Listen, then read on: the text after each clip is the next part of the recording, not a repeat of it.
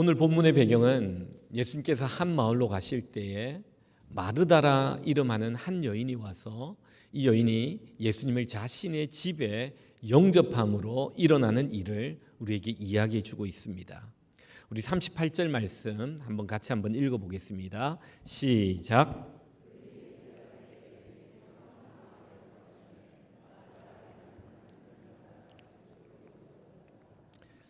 마르다가 초청을 한 것 같지는 않습니다. 그런데 그 마을로 예수님께서 들어가실 때 마르다라 이름하는 여인이 예수님과 예수님의 일행들을 12제자와 따르는 무리들을 자기 집으로 영접하여 식사 대접하는 일이 오늘 본문의 배경입니다. 근데 문제는 뭐냐면은 예수님을 초청하여 12제자와 따르는 무리들이 있다 보니까 이것저것 준비할 일이 너무 많았습니다.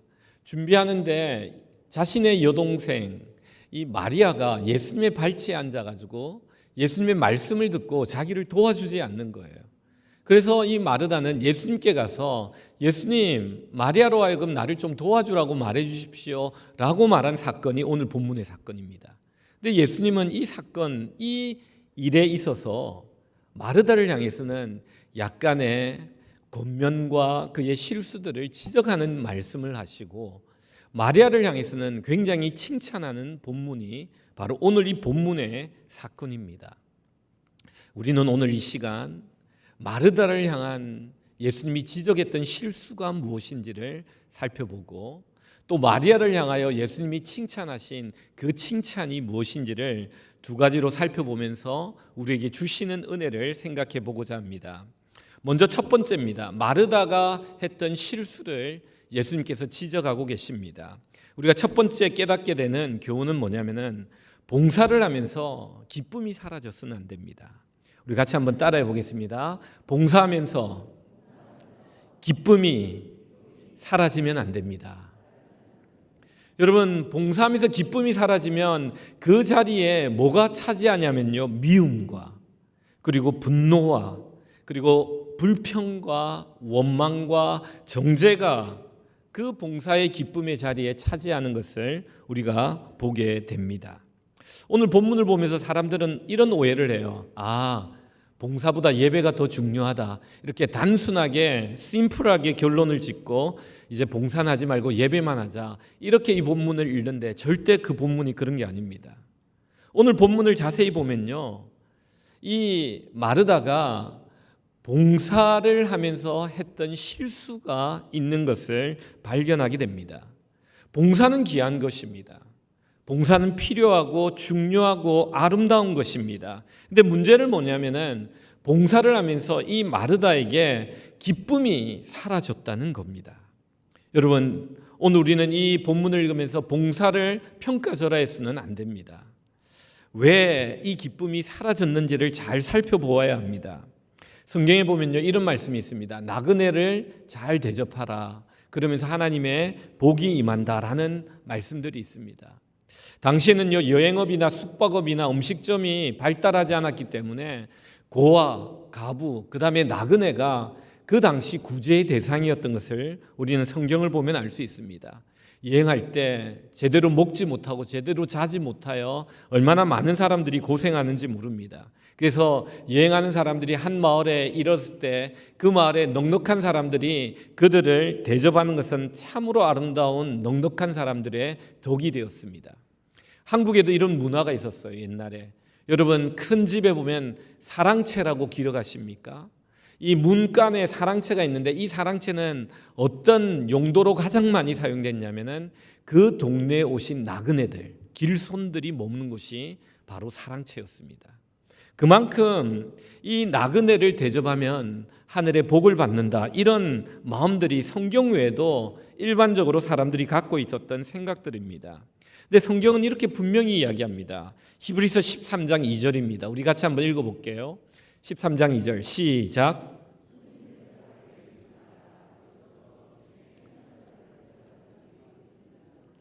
성경은 분명히 말해요. 손님 대접하기를 잊지 마라.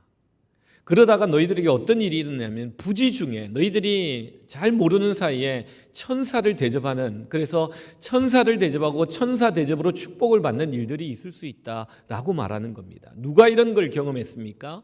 아브라함이에요. 아브라함은 자기 집 앞에 온 이 나그네 3명을 대접했는데 그 나그네가 한 명은 하나님이었고 두 명은 천사였던 거죠.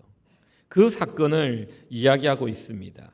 여러분, 나그네를 대접하는 것, 이거 성경이 굉장히 아름다운 봉사라고 말합니다. 그런데 예수님은 나그네 정도가 아니라 좀 더 중요한 이야기를 하십니다. 누가복음 10장 7절입니다.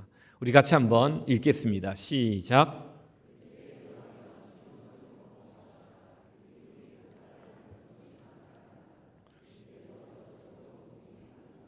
예수님께서는 70명의 제자를 파송하면서 이렇게 말합니다. 내가 너희들을 위해 예비해 놓은 사람들이 있다. 그들 집에 들어가서 그 집에 유하면서 주는 것을 먹고 너희들은 복음을 전파해라. 복음을 전파하는 자들을 위해서 하나님께서는 봉사하는 자들을 준비하시고 그 준비된 자를 통해서 봉사를 하도록 하셨다는 것을 말씀해 주고 있는 겁니다. 일꾼은 그 싹스를 받는 것이 마땅한데 이 집에 머물다가 저 집이 대우를 잘해준다고 그 마을에 들어가서 집을 옮기지는 말라. 이런 말씀을 예수님께서 하고 계신 겁니다. 예수님은 이런 말씀까지 하십니다. 마태복음 10장 40절에 보니까 이런 말씀까지 합니다. 우리 같이 한번 읽습니다. 시작.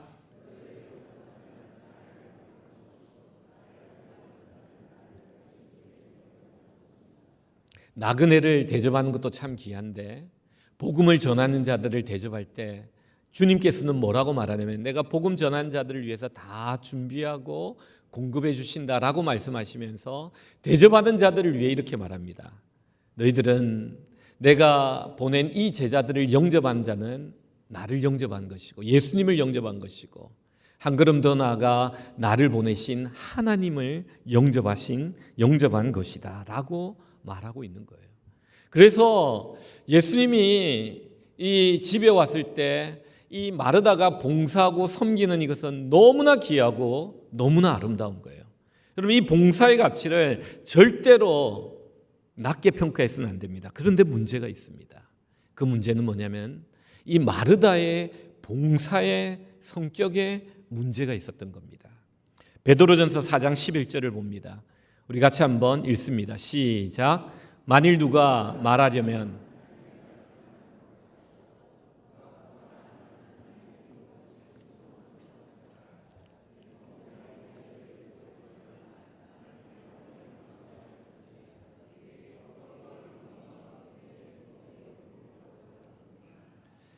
여긴 뭐라고 말하냐면요. 봉사를 할 때는요.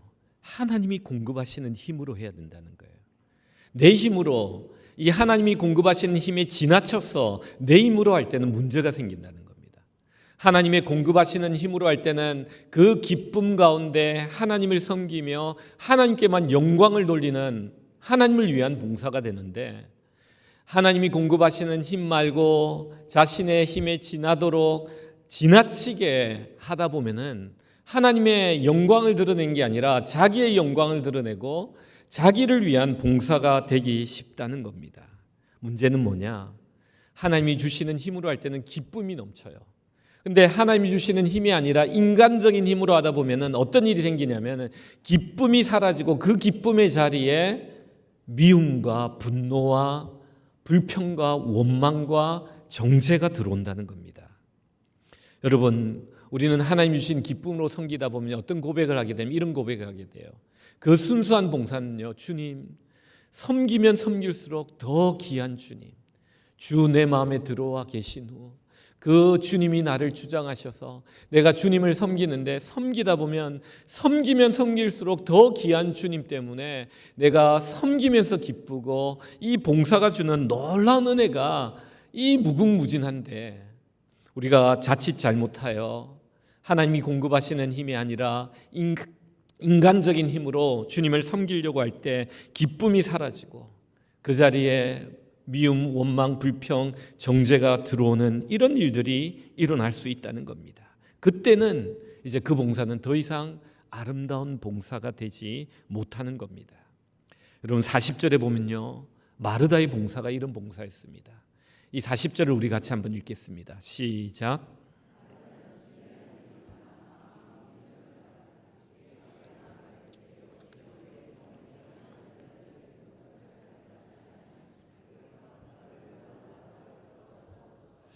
마르다는요, 예수님이 들어와서 실력 발휘를 하려고 많은 일들을 계획 세웁니다. 그래서 굉장히 분주해졌습니다. 분주하다는 뜻은 어떤 뜻이냐면요, 내가 이끌려 간다는 뜻이에요. 여러분, 일이 많아져가지고 내가 그 일들을 잘 통제해야 되는데 그러지 못하고 내가 그 일에 이끌려 가는 거예요. 너무 이것 해야 될 일들이 많으니까 정신이 없는 거예요. 이때 동생 마리아가 자신을 도와주지 않는 게 미운 거예요. 예수님의 발치 앞에서 말씀을 듣는 그 애가 얄미운 거예요. 그래서 그가 화가 나고 불만이 생겨가지고 예수님께 가서 원망을 하고 그를 공개적으로 정죄하면서 예수님께 이야기하는 모습이 나옵니다. 근데 여기 무서운 말이 있어요. 뭐라고 하냐면 예수님께 가서 이렇게 말합니다. 화는 마리아에게 났는데 예수님께 가서 원망하고 불평해요. 자기를 좀 더 드러내고자 하는 마음과 공개적으로 이 마리아를 좀 이렇게 정죄하려는 마음이 있었던 것 같아요. 근데 그 말이 너무 무서워요. 뭐라고 말하면 예수님, 내 동생이 나 혼자 일하게 두는 것을 생각하지 아니하시나이까. 와, 예수님이 생각이 없는 사람으로 몰아가고 있어요. 저는 읽고 깜짝 놀랐어요. 예수님을 생각 없는 사람으로 몰고 있다니까요, 이 마르다가.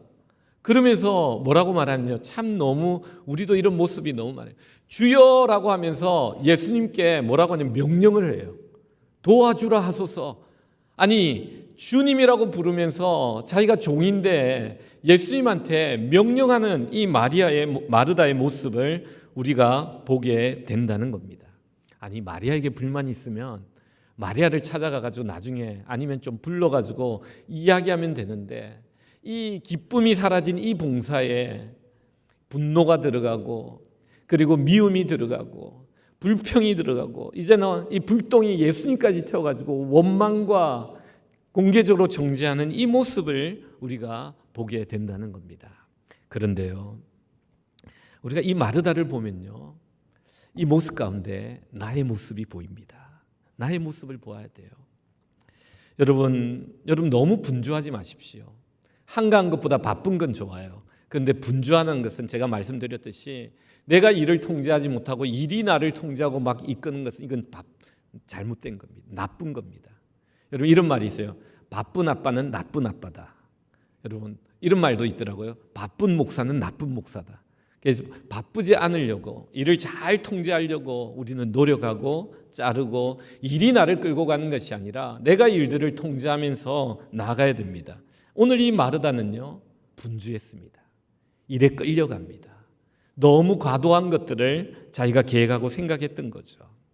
두 번째 더 중요한 것은 뭐냐면요, 이 마르다를 보면 나의 기준으로 다른 사람들을 평가하는 모습을 봅니다.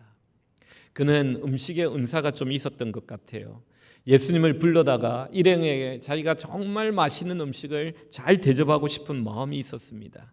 자기의 최고의 실력을 보여주려고 하는데 옆에 있는 동생이 자기를 도와주지 않습니다. 미워합니다. 원망합니다. 여러분, 이런 모습이 우리에게 있다는 거예요. 저는 이 말씀을 보면서 제가 부목사 때 우리 교회도 그러는데요, 이 부목사님들 새벽 기도를 이렇게 저와 나누어서 이렇게 합니다. 이제 주중에 나눠서 하면 저도 어떤 교회에 있었을 때 부목사 생활을 할 때 매주마다 2번씩 이렇게 설교를 하니까 5년 6년 지나니까 설교를 굉장히 많이 배우게 되더라고요. 그래서 우리 부목사님들도 이렇게 하는데요, 제가 부목사 시절과 그리고 담임 목사 초기 시절에 어떤 생각들이 좀 들었냐면요, 부목사들 설교할 때 있잖아요, 설교를 저렇게 하면 안 되는데 이런 교만함이 있는 거예요. 왜냐하면 내가 이제 고참 부목사다 보니까 후배 부목사들 보면서 저렇게 설교를 하면 안 되는데 저 본문을 이러면서 이 교만한 마음이 드는 거예요. 왜냐하면은 내가 설교를 오래 했기 때문에 또 그 본문을 설교를 해봤기 때문에 그러면서 이런 생각이 들고 담임 목사가 되어서 이 또 담임이란 책임감이 더 크잖아요. 이 부목사님들이 설교를 좀 잘해주기를 원하는 마음도 있고 설교를 시켜놓고도 이렇게 늘 이런 생각들 저런 생각들을 하는데요, 제가 담임을 하면서 깨달은 게 있어요. 그건 뭐냐면요, 나와 다르다는 것이 이게 축복이라는 것을 깨달았어요. 나와 다르다는 것이 이게 재앙이나 저주가 아니라, 문제가 아니라, 나와 다르다는 것이 우리 공동체가 더 하나님 앞에서 축복받는 하나님 주신 선물이라는 것을 깨달았다는 거죠. 여러분, 교회는요 다양한 사람들이 모여 있습니다. 이거를 difference, diversity라고 그러죠. 다양한 사람들이 모여 difference를 가지고 있는데, 우리에게 중요한 것은 이 difference 가운데 디비전으로 나가면 안 되고, 이 difference를 넘어서 우리가 하나 되어 이 공동체가 더 강하고 아름다운 공동체가 되어야 된다는 겁니다. 여러분 한번 띄워주실래요? 제가 준비한 거.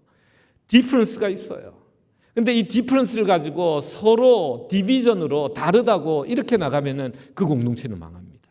그런데 이 difference, 이 다름 가운데 분리를 이기고 하나 될 때 어떻게 되느냐? 그 공동체는 더 강하고 더 아름다운 공동체가 되더라고요.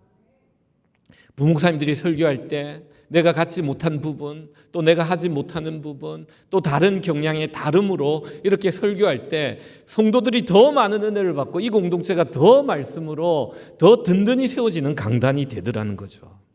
여러분 이걸 아셔야 돼요. 마리아와 마르다는요 자매인데도 너무 달라요. 여러분 마리아는요 내가 볼 때는 인트로버트, 극아이예요. 근데 내성적입니다. 마르다는요 엑스트로버트, 외향적이에요. 정말 극인데요.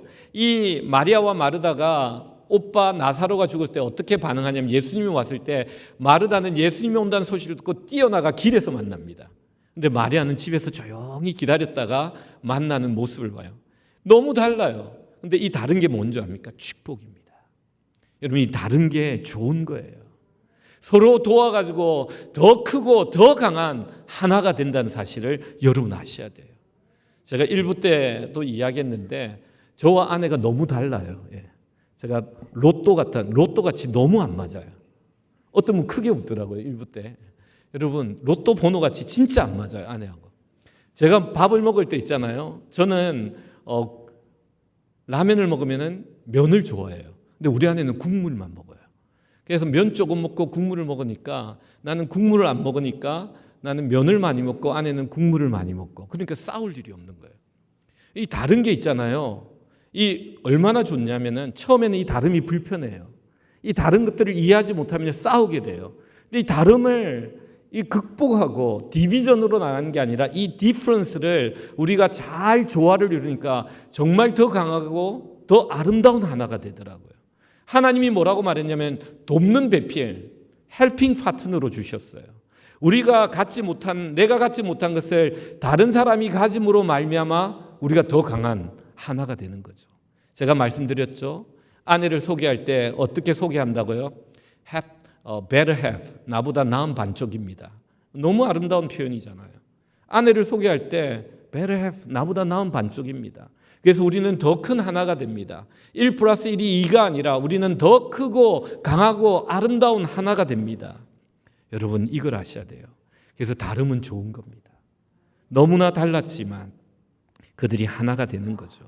여러분 제가 교회를 섬기면서요, 우리 성도님들의 은사가 다 다른 걸 봐요. 근데 이게 너무 축복인 걸 깨달았어요. 어떤 분은요 성경 공부하는 걸 너무 좋아해요. 막 1시간 2시간 가르치면 더 가르쳐 달라 그러고, 뭐 더 배우고 싶다 그러고, 막 매일 배우면 좋겠다 이런 분이 계신가 하면요, 붙잡아 놓고 성경 공부를 하자 그러면 10분만 있어요. 목사님 다른 거 갑시다, 우리 브레이크 타임 가집시다, 이런 분도 계세요. 근데 이 앉아서 공부하는 걸 싫어하는 이 브레이크 타임 갔다는 이분은요 또 성도님들을 얼마나 잘 섬기는지 몰라요. 만나서 밥 먹고 교제하고 기도 제목 나누고 기도해주고 얼마나 잘하는지 몰라요. 어떤 분은요 앉아서 기도하면요 1시간 2시간 정말 일어나지 않고 기도하시는 분들이 계세요. 근데 어떤 분은 앉아 있지를 못하고 금방금방 일어나시는 분이 계신데요, 다르더라고요 은사가. 식당에 가면요 이분은 또 얼마나 얼굴이 밝아지면서 일을 잘하는지요. 여러분 우리가 이걸 알아야 돼요. 제가 깨달은 건데요, 다름은 축복입니다. 다르다고 나의 기준으로 다른 사람들을 비난하거나 정죄하거나 미워하면 안 돼요. 우리가 봉사할 때 이 다름을 가지고 우리는 어떻게 해야 되느냐, 하나님이 우리에게 주신 축복이다 생각하고 이 다름을 넘어 더 크고 강한 공동체가 되어야 하는 것입니다. 여러분 첫 번째 교훈을 마음에 새기십시오. 봉사는 귀한 것입니다. 아름다운 것입니다. 그런데 이 봉사의 기쁨이 사라지고 이 순수함이 사라지고 내 마음에 미움과 불평과 원망과 정죄가 생기면 절대로 안 돼요. 그건 아름다운 봉사가 되지 못해요. 여러분 그러기 위해서는 디퍼런스를 인정하셔야 돼요.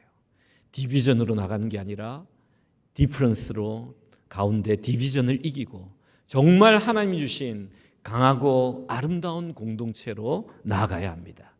그런 가정과 그런 교회 되시기를 주님의 이름으로 축원드립니다. 두 번째는요, 오늘 본문은 이렇게 말합니다. 마리아를 보고 칭찬을 해요.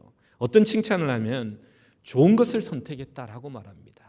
우리 같이 한번 따라해 봅니다. 좋은 것을 선택해야 합니다.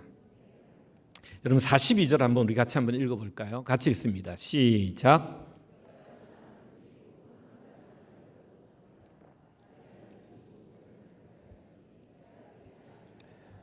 예수님께서는 이 마리아를 향해서 너 참 좋은 것을 선택했다라고 말합니다. 여러분 이거는요 봉사와 예배의 우월성을 이야기한 게 아니라 우선순위를 이야기하고 있다는 걸 아셔야 돼요. 두 개 다 귀해요. 근데 먼저 하고 나중에 해야 될 게 있다는 거예요. 두 개는 다 귀한데 우월성이 아니라 우선순위가 있다라고 말씀하는 겁니다. 여러분 말씀 듣는 예배도 귀하고요. 그다음에 봉사도 귀한데 말씀을 먼저 들어 은혜를 받아야 돼요. 하나님의 공급하시는 힘을 받아야 돼요. 그래야만 우리의 봉사가 아름다운 봉사가 되고 하나님이 원하시는 봉사가 되고 하나님께 영광을 돌리는 봉사가 된다는 거예요. 우리가 은혜 받지 않고 하나님이 주시는 공급하는 힘을 받지 않고 인간적인 힘으로 하다 보면은 이 봉사가 잘못되기 쉽다는 거죠. 여러분 많은 사람들이 실수하는 게 뭐냐면요. 사역을 하면서 사귐을 잊어버리는 겁니다. 글을 하나 띄워주시겠습니까? 여러분 같이 한번 읽습니다. 시작. 여러분 사역하면서 있잖아요. 주님과 사귐을 잊어버렸으면 절대 안 돼요. 왜냐하면 사역을 열심히 하는데 주님과 사귐을 잊어버리면요 정말 중요한 것을 잃어버려요. 뭘 잃어버리냐면요 방향성을 잃어버려요.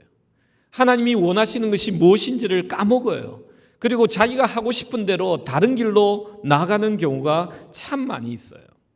여러분 마르다는요 일을 할 때 어떻게 했냐면요 이렇게 일했습니다. 예수님을 위해 일했지만 예수님과 함께 일하지 않았어요. 영어 한번 띄워주실래요? 영어로 표현하면 이렇습니다. 마르다와 마리아의 사역과 사귐을 이렇게 표현할 수 있어요. 그녀는 예수님을 위해 일했지만 예수님과 함께 일하지 않았어요. She worked for Jesus, not with Jesus. 그런데 마리아는요 어떻게 했냐면요 She worked for Jesus after being with Jesus. 예수님과 먼저 함께 한 다음에 그 다음에 그 은혜를 받고 그 공급하심을 받고 예수님을 일했다는 것, 이것을 여러분 잊지 마셔야 된다는 겁니다. 여러분 우리가 좋은 선택을 해야 된다 해서 내가 선택해야 된다라고 착각하지 마십시오. 여러분 좋은 선택은 어떤 거냐면요 수많은 선택 가운데 내가 선택을 잘하는 게 아니에요. 제가 어제도 말씀드렸지만 우리가 성도들이 좋은 선택을 할 수 있는 비결은요 부르심을 따라 살아야 돼요. 선택을 따라 사는 게 아니라 철저하게 하나님이 나에게 부르심이 뭔지를 보고 그 부르심을 따라 살아가야 된다는 거죠. 주님이 나에게 하라고 하시는 일이 뭔지, 주님이 나에게 원하시는 것이 무엇인지를 철저히 듣고 나아가 그 일을 하는 인생이 되어야 돼요. 한 걸음 한 걸음 걷더라도 주님이 나에게 원하시는 것이 무엇인지를 분명히 알고 순종하는 것이 바로 부르심을 따라 살아가는 인생이에요. 근데 선택하며 사는 사람들은요 자기 마음대로 선택해요. 주님의 음성을 듣지 않고 선택하다 보니까 문제가 많이 생기는 거죠. 오늘 본문에 있어서 이 마리아가 했던 좋은 선택은 이겁니다. 하나님의 음성을 들었던 겁니다. 여러분 이게 좋은 선택이에요. 이게 가장 좋은 선택. 왜냐하면 하나님의 음성이 내 마음에 들리는 것이 기적이에요. 그리고 이것이 지혜가 됩니다. 솔로몬은 1000번제를 드린 다음에 하나님께서 꿈에 나타나 이렇게 묻습니다. 내 소원이 뭐냐?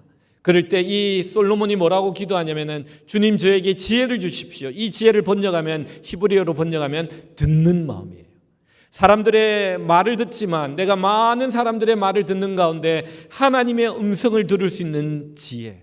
사람들의 말을 듣지만 이 사람들을 잘 다스릴 수 있는, 판단할 수 있는 분별력의 지혜를 달라고 그가 하나님께 기도했어요.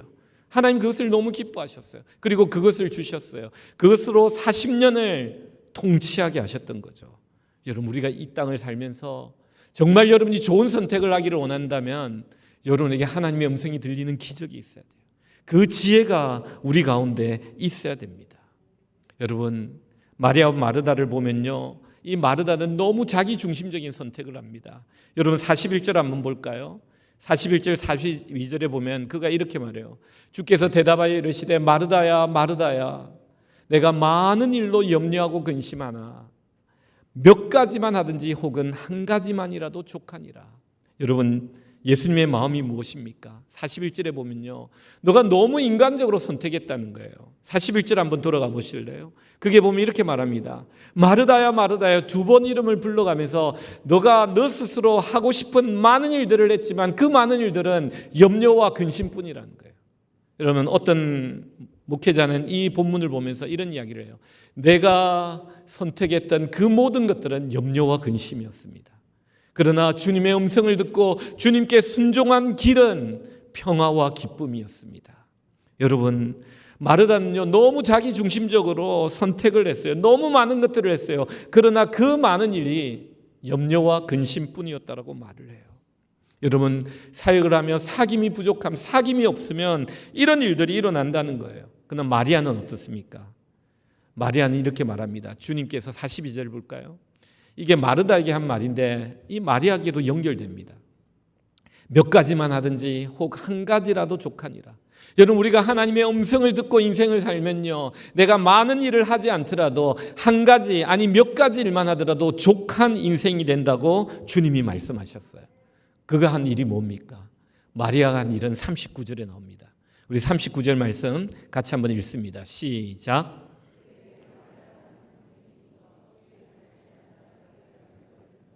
여러분, 마리아는요, 주의 발치에 앉아 그의 말씀을 들었다는 거예요. 이게 바로 마리아가 칭찬받은 선택입니다. 이거는 부르심을 따라 사는 인생이에요. 내가 주님 앞에 주님의 음성을 듣고 주님과 사귐을 갖고 주님이 나에게 하는 말씀이 뭔지를 듣고 그게 순종하며 가는, 그것이 한 가지든 몇 가지든 그게 축복이고 승리라는 거예요. 여러분, 밟지 않는다는 것은 무슨 의미냐면요, At the feet of Jesus라는 이 말이 무슨 뜻이냐면요, 예수님의 제자가 된다는 뜻이에요. 여러분, 다른 성경이나 그 당시 문헌을 보면요, 그 문화생, 그 사람의 제자라는 뜻이 at the feet of 누구라고 써요. 그 사람의 발치에 앉아서 그의 말을 듣는 거예요. 그 발치는 수제자가 앉는 자리고 사랑받는 제자가 앉는 자리예요. 그 자리에 이 마리아가 앉아 예수님의 말씀을 듣고 있는 겁니다. 여러분, 놀라운 사실은 이 마리아가 참 좋은 제자였던 이유는요, 그는 말씀만 들은 자가 아니라는 거예요. 성경에 보니까, 나중에 보니까 이 마리아는요, 예수님을 위해 자신이 아끼고 모으고 했던 그 300데나리온이나 되는 그 향료값을 팍 하고 깨트려 가지고 그것을 주님 발 앞에 부은 여인이 바로 이 여인이란 거예요. 주님은 이 여인을 향해 뭐라고 말하면, 그녀는 나를 위해 장례를 예비했다. 복음이 전파되는 곳마다 이 여인의 수고와 헌신과 희생은 같이 전파될 것이다.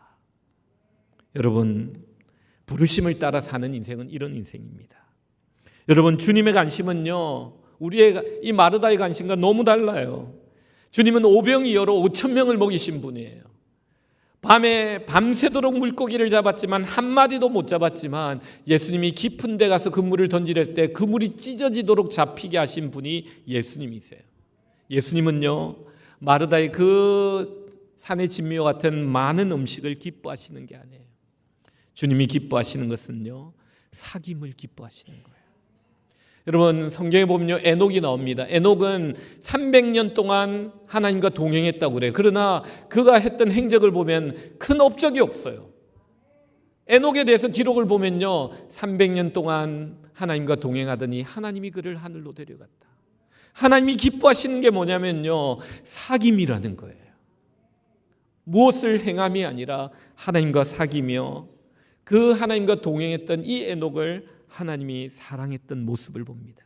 여러분 구약 성경에 보면요, 다윗이 등장하는데 이 다윗의 독특함이 있습니다. 다윗의 독특함은 뭐냐면 다윗은 하나님을 향하여 사랑한다는 고백을 해요. 시편에 보면 나의 힘이 되신 여호와여 내가 주를 사랑하나이다. 많은 성경 인물들을 보면요, 주님을 사랑한다고 말한 인물이 별로 없어요. 거의 없어요. 뭐라고 말하냐면 다 두려워 벌벌 떨어요. 오 살아계신 하나님, 두려워해요. 아브라함도 두려워하고요, 모세도 두려워하고요, 여러분 야곱도 두려워하고 이삭도 두려워하고, 성경의 인물들을 보면 하나님의 그 임재를 경험하고 두려워합니다. 그런데 이 다윗은 달라요. 내가 주를 사랑하나이다. 그는 이렇게 말하죠. 내가 세상에 첫날을 보내는 것보다 아버지 집 성전의 문지기로 하루를 보낸 것이 훨씬 더 낫나이다. 여호와는 나의 목자시니 내게 부족함이 없도다. 그가 대적의 공격을 받아 도피할 때도 오 주님, 저 성전으로 날아다니는 새를 부러워하는, 마음대로 성전에 가서 예배하는 새를 부러워하는 이 마음이 바로 다윗이었다는 거예요. 여러분 이 다윗을 하나님은 사랑하셨습니다. 그가 어떤 큰 죄를 지었다 할지라도 그를 너무 사랑하셨죠. 여러분 우리는 그래서 있잖아요, 예배, 봉사 다 중요합니다. 어느 것 하나 우월을 가릴 수 없어요. 그러나 중요한 것은 우선순위가 있다는 걸 잊지 마셔야 돼요. 우리는 봉사하기 전에 예배를 우선시해야 돼요. 공급하시는 하나님의 은혜를 받아야 됩니다. 그래서 우리 일부 예배 때 점점 일부 예배가 부흥하고 있는데요, 교사들과 봉사한 자들이 많아진다는 거예요. 여러분 식사 봉사할 때도 반드시 일부 예배 와서 은혜 받고 봉사하셔야 돼요. 여러분 교회에서 교사를 하더라도 반드시 일부에 와서 은혜 받고 봉사하셔야 돼요.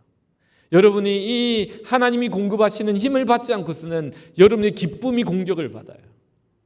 여러분 예배 드릴 때 여러 봉사를 하는데 내 봉사에 너무 집중해서 예배를 소홀히 하지 마십시오. 내가 봉사에 최선을 다하면서 예배 맡은 순서들을 최선을 다하면서도 우리는 하나님과 사귐을 귀히 여겨야 되는 거예요. 왜 우리가 이렇게 해야 됩니까? 그건요, 하나님이 기뻐하시는 이유도 있지만 이것이 나의 능력의 원천이 되기 때문에. 제가 한번 어떤 일이 있었냐면은 교회 부임한 지 얼마 안 됐을 때 한 3, 4년 됐을 때인데요, 수요 예배를 마치고 갔는데 가스스테이션에 딱 들어갔는데 뭘 한다고 들어가서 딱 나오는데 차가 시동이 안 걸리는 거예요. 보니까 배터리가 죽은 거예요. 그래가지고 제가 어떻게 했냐면은 그 주위에 보니까 사람도 없어요. 여러분 배터리 죽을 땐 점프를 하잖아요. 그래서 시설 장로님에게 전화를 했어요. 그때 제가 기억고 최경식 장로님 전화해가지고 장로님 이런 일이 있었습니다. 그러니까 장로님이 알겠습니다 하고 와가지고 그게 딱 차를 대고 점프를 해주셨어요. 그러니까 차가 시동이 부릉 걸려요. 그리고 나서 이렇게 차를 이제 배터리를 바꿨는데 우리 인생이 그런 거예요. 여러분 능력은 나에게 있는 게 아니에요. 우리 주님과 연결돼요. 하나님이 주시는, 우리가 겉으로 아무리 멀쩡하다 할지라도 이 하늘로부터 주시는 이 능력과 이 힘이 없다면은 우리는 겉만 살아있지 속은 죽은 자들이 될 수 있다는 겁니다. 여러분 이것을 아셔야 돼요. 사실 오늘 이 본문을 보면요, 마르다가 예수님을 위해서 식사를 막 열심히 대접하는 것 같지만 그게 아니에요. 이 본문을 자세히 보면요, 이 예수님께서 마리아와 마르다를 위해 영의 식탁을 차린 거예요.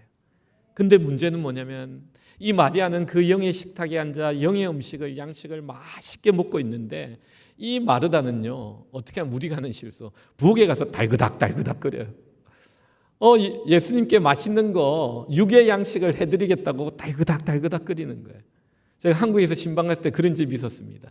신방 갔는데 목사님 기도하고 예배 다 드리세요. 그럼 자기는 그게, 내가 신방 갔는데 자기는 그냥 부엌에서 달그닥 끓여요. 근데 누구 모셔놓고 예배 드린지 기억이 안 나요. 우리가 이러면 안 된다는 거죠. 여러분 우리는 두 번째 교훈의 결론을 마음에 새깁시다. 부르심을 따라 살아야 됩니다. 그게 능력이 있고 힘이 있습니다. 부르심을 따라 산다는 것은 하나님의 음성이 들려지는 거예요. 그게 기적이고 지혜입니다. 사귐 없이 사역하셔서는 안 돼요. 사역 없이 사역하다 보면 근심과 염려만 가득할 뿐이에요. 우리 주님은 몇 가지만 한 가지라도 족하다고 말합니다.